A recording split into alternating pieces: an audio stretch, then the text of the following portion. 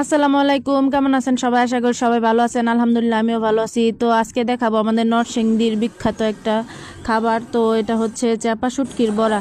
আমি প্রথমে এখানে পেঁয়াজ, রসুন আর শুকনো মরিচ নিয়ে নিয়েছি। তারপরে এই শুটকিগুলো আমি ভালোভাবে ধুয়ে পরিষ্কার করে নিয়েছি। তো একে একে আমি সব কিছু বেটে নিব পাটার মধ্যে।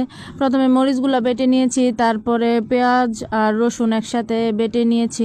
তো এগুলো বাটার পরে আমি শুটকিগুলোকে সুন্দর মতো বেটে নিব।